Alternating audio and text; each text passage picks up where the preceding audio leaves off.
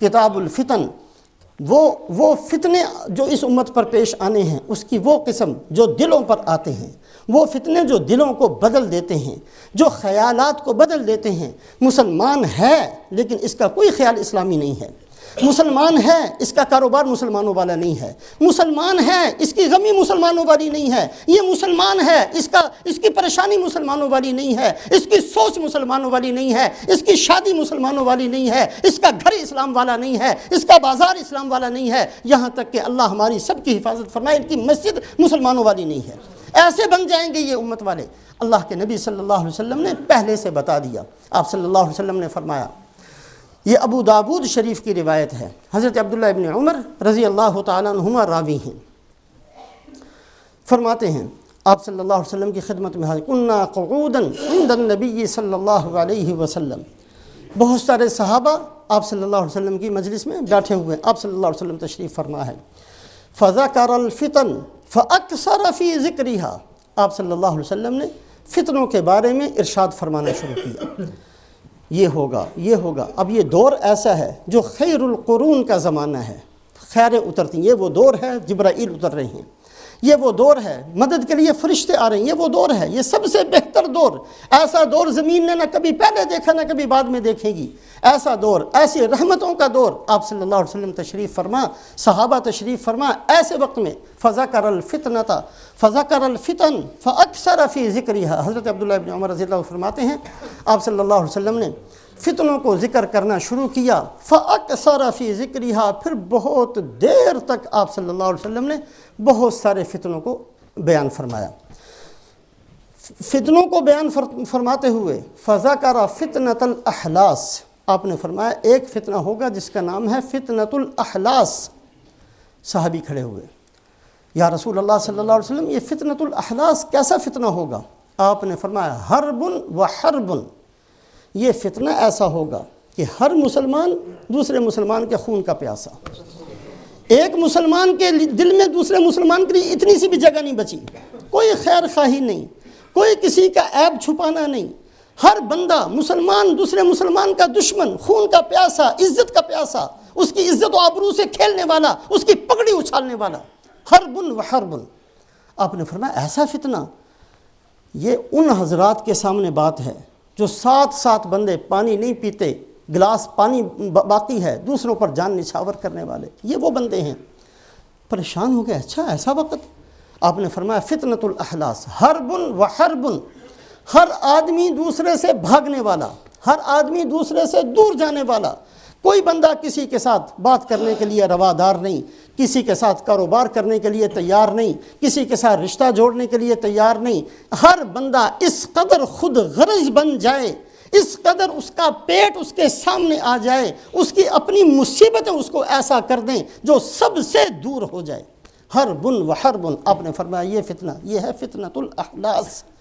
اور آپ صلی اللہ علیہ وسلم نے فرمایا کہ یہ زمانہ کوئی تھوڑا سا نہیں ہوگا، یہ بہت لمبا زمانہ، یہ سینکڑوں سالوں پر یہ فتنہ چلتا رہے گا، یہ فتنہ تھوڑے وقت کے لیے نہیں آئے گا،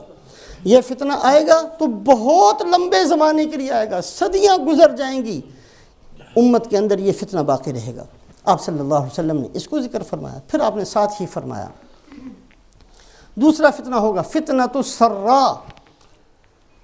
پھر صحابی نے پوچھا یا رسول اللہ فتنۃ السراء کیا ہے؟ آپ نے فرمایا یہ ہے خفیہ قسم کا فتنہ، دخنوها تحت قدمی رجل یزعم انہ منی وانہ لیس منی، ایک آدمی وہ یہ دعویٰ کرے گا، اس کا گمان یہ ہوگا کہ اس کا مجھ سے تعلق ہے لیکن اس کا مجھ سے کوئی تعلق نہیں، اور یہ فتنہ اس کے پاؤں کے نیچے سے نکلے گا، وہ مسلمانی کا دعویٰ کرے گا، وہ مجھے اپنی اولاد میں سے ثابت کرے گا لیکن اس کا مجھ سے کوئی تعلق نہیں۔ ساتھ ہی فرمایا یاد رکھنا میرے تعلق والے تو وہ ہیں جو متقی ہوں گے، کسی قوم سے ہوں، کسی علاقے کے ہوں، کہیں بھی رہنے والے ہوں، کسی بھی زمانے میں پیدا ہوں، میرے زمانے میں یا بعد میں، جو تقوی والے ہیں وہ میرے اہل ہیں، میں ان کو اپنا اہل قرار دیتا ہوں۔ خونی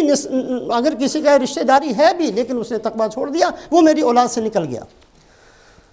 وہ گمان کرے گا کہ وہ مجھ سے ہے، میں اعلان کرتا ہوں وہ مجھ سے نہیں ہوگا، یہ ہے فتنۃ السراء۔ اس حدیث کی تفسیر کے اندر محدثین فرماتے ہیں یہ فتنہ وہ تھا جو یزید کا فتنہ تھا۔ پہلے تو یزید نے حضرت حسین رضی اللہ تعالیٰ عنہ کے لشکر پر جو کچھ کیا ہم سنتے رہتے ہیں، شہید کر دیا، نواسۂ رسول شہید کر دیے گئے، اور اس کے بعد پھر اس کی ہوس ختم نہیں ہوئی، پھر حرہ کا ایک فتنہ، مدینہ منورہ پر اس نے حملہ کرنے کے لیے لشکر بھیجا،